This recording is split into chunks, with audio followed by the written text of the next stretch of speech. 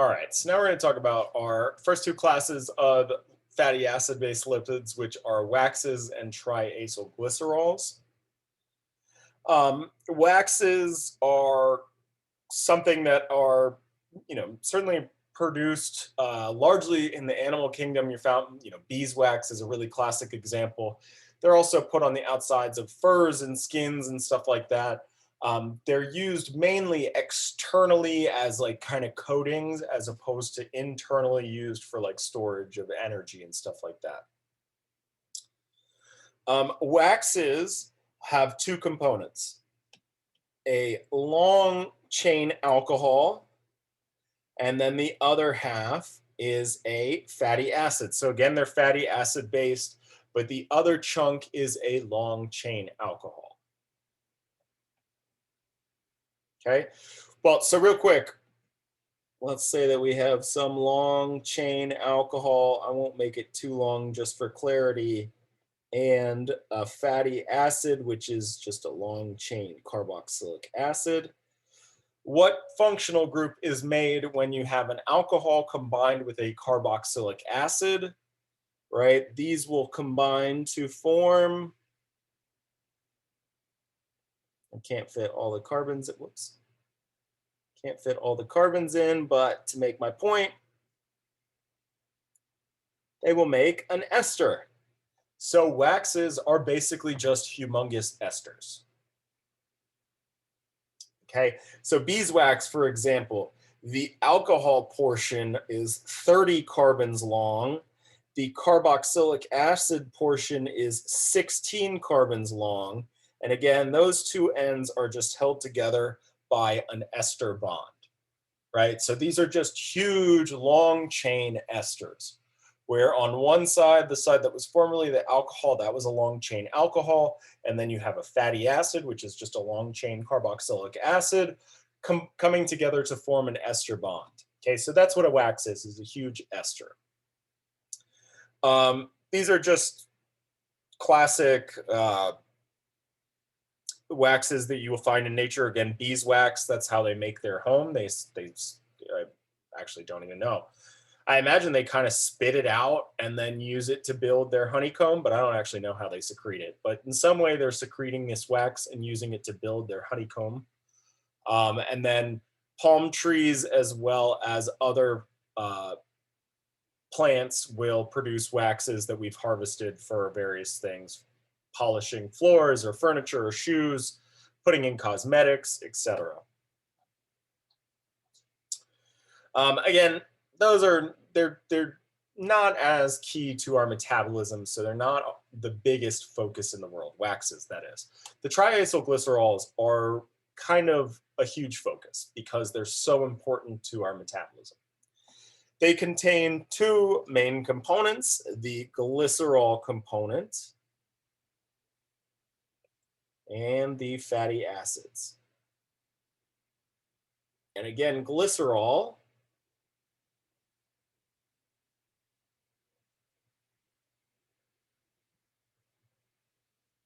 is a 3-carbon triol, right? So it's an alcohol where there are OH groups bound to each of those 3 carbons. So just like we saw with our wax, we have an alcohol group combining with our fatty acid, our carboxylic acid group, and so these will also form ester bonds. Okay, so these linkages here, actually, each of these linkages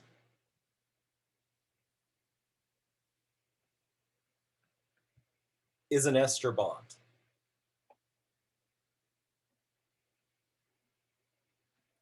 So here's a very nicely done, better than I was drawing, example of a triacylglycerol. So again, you have this glycerol component, which is just a 3-carbon alcohol with an OH group bound to each of those alcohols, combining now with your 3 fatty acids. They may be different, they may be the same. Okay, but that's a triacylglycerol. All right, so how do we build one of these? So let's say that we have a fatty acid that is formed from 3 stearic acids, right? So if I was doing this from scratch, obviously there's quite a bit of hints on the board here, but if I was doing this from scratch, I would go to my constants page, I would figure out what stearic acid is. It's a saturated fatty acid with 18 carbons. And so I would have 3 stearic acid components. Here's my 1, 17, 18 carbons. And I would combine my glycerol, this chunk here, with my fatty acids, that's these chunks here. And again, these are combining to form ester bonds. So these are the new bonds that are formed. So the thing that's connecting the fatty acid to the glycerol is an ester bond, okay? We want to know how to name these, okay? Because this is going to be a big thing. They all start out with the same prefix, glyceryl, or not prefix, I guess. The first word is the same, glyceryl, and then tri-stearate. So I started out with stearic acid, and I replaced the ic acid with 8. Okay, glyceryl tristearate. You could also make a fatty acid that had 3 different, or I'm sorry, you could also make a triacylglycerol that had 3 different fatty acids. We're not going to learn how to name those. But if all 3 of those fatty acids are the same, we should be able to determine the name of it, given the name of the fatty acid. Okay, and again, there are ones that contain different fatty acids. So this is an example here. And this we just call a mixed triacylglycerol. We're not going to find some very complicated name for it. But the whole point is one portion is from stearic acid. We have this other portion that's from oleic acid. So if I look this up on my chart here and I went to oleic acid, the condensed structure that I see here should match what I have here, and you can convince yourselves of that. And then the last component would be the palmitic acid, and so the same idea. If you went to that chart and you sort of, I guess this would be an easy one to verify, so let's go ahead and do that. This contains 1, 14, so that makes 15, 16 carbons, all saturated, and indeed palmitic acid is 16 carbons and is all saturated.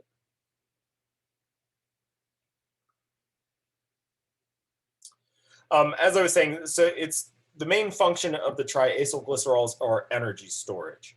So excess carbohydrates are broken down and used to generate these triacylglycerols, which are nice, convenient storages for energy that can be pulled on later. Hibernating animals, one of the reasons that they pig out before they go into hibernation is because their body is generating huge amounts of triacylglycerols that it can pull on for both energy, really just to keep like their heart beating and stuff like that, as well as to generate heat to keep them warm during those winter months. So yeah, during hibernation, this polar bear eats a crap ton, generates a ton of triacylglycerols, and its body burns that as it enters into the winter months. Okay, so here's one skill. We're not going to have to name this, but we're going to want to identify which fatty acids are present in this triacylglycerol. Okay. Let's take this first one here. So we're looking at this chunk. There is no points of unsaturation.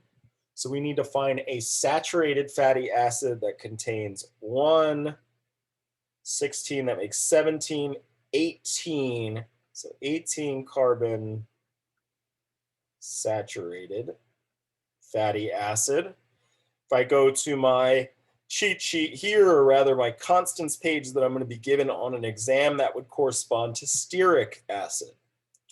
So this one here is stearic acid. All right, let's actually jump to the bottom one because that's going to be easy. We'll save the hardest one for last. Look at this chunk here. This consists of 1 plus 12. That makes 13, 14 carbons. So this is a 14 carbon saturated fatty acid. Go to my cheat sheet here, and this would correspond to myristic acid.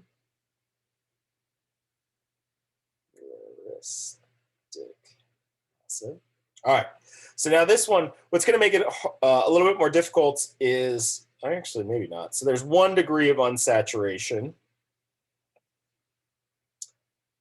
How many carbons are there total?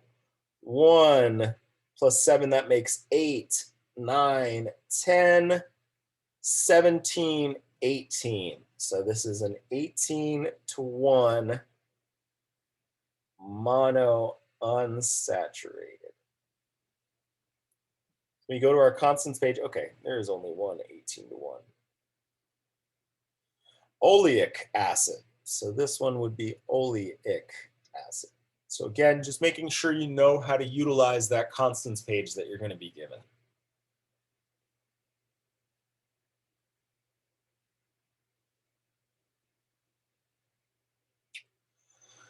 Okay, so now what if I wanted to find the condensed structural formula for a triacylglycerol containing 3 molecules of palmitoleic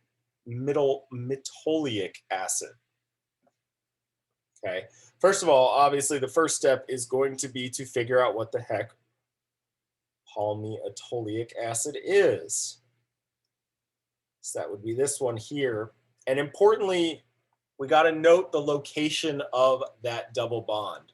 So 1 carboxylic acid carbon, then 7 CH2s, then we get to that double bond, then 5, then 1. Okay, so that's important, is the location of the double bond. So here, I let the slides do the work for me on this one, and then we'll do it from scratch. The other one is, how do we get the name? Remember, the name is going to be glycerol tripalmitole 8. Oops, 8. Because I took that palmitoleic acid and I replaced that ic acid with 8. Okay, so one of another thing this problem could have said is just draw me glycerol tripalmitole, right? And then you would have to know what fatty acid that corresponded to. So now I got my fatty acid, right? 3 of them. I got my glycerol. Now I just need to combine each one of these to form the ester. So that's exactly what the last step would be, is to condense these in such a way that you get your ester linkage. All right, so now here we go. Draw the triacylglycerol containing 3 molecules of myristic acid. So what I'm going to do, whoops, go back here. Myristic acid is 14 carbons long and 0 double bonds. So what I'm going to do is I'm going to start, make this bigger. I'm going to start with my glycerol backbone, H2, H2, O, O, O. And then I have the ester linkage.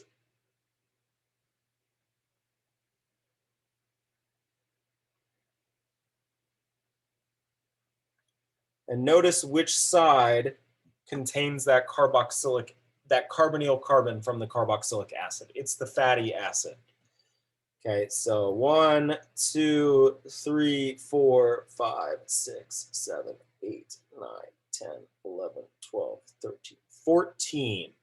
right? That's what I should have, is 14 carbons for the myristic acid. Let me go back and double check, because I got to count this carbonyl carbon. So 1, 2, 3, 4, 5, 6, 7, 8, 9, 10, 11, 12, 13, 14.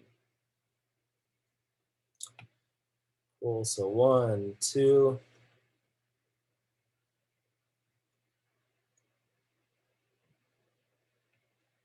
14.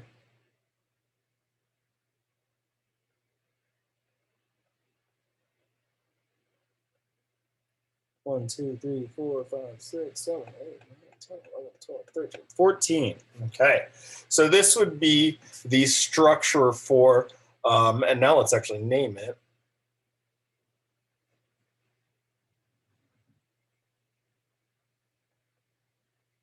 Remember, they all start out with that glyceryl,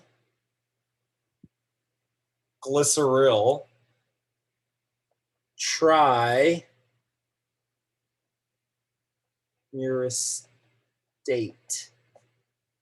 right? Where I've replaced the ic acid with 8, just like we did over here. We replaced the ic acid with 8.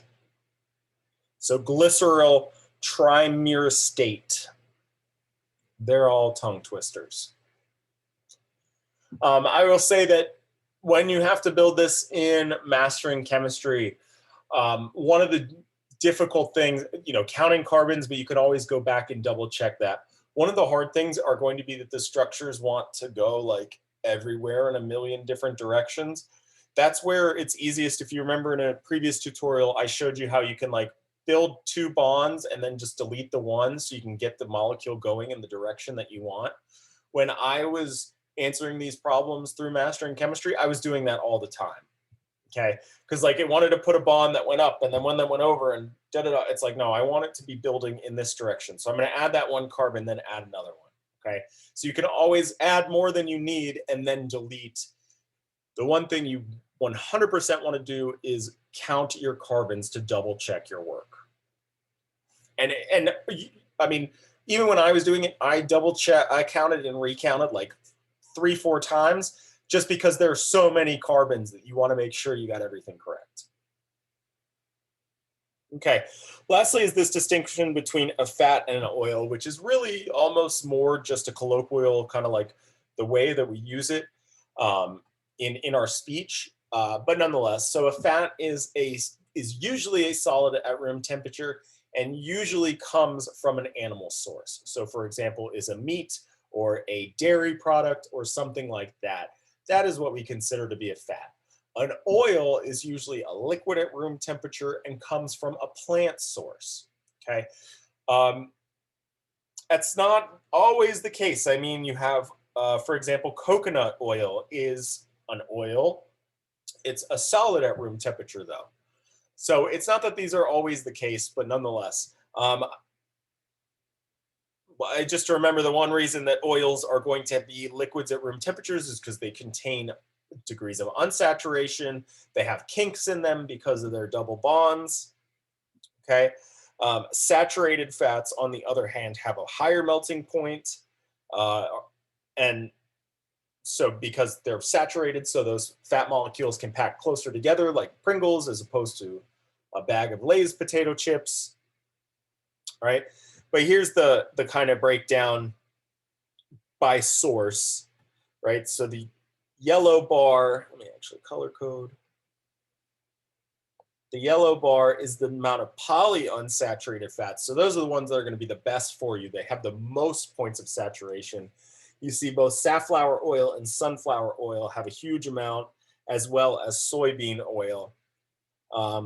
Then there's monounsaturated fats, which are still pretty good for you. And again, you see that most, the plant sources are really the ones that dominate in these unsaturated fats. And then when you get to saturated fats, you have beef tallow, so beef fat, as well as butter, which is another plant source. Coconut oil is kind of a unique one in that it has a huge amount of saturated fat, despite being a plant source. Because it's a plant source, we still consider it to be an oil, right? So oils come from plants. They tend to be liquids at room temperatures. Fats come from animals, and they tend to be solids at room temperature.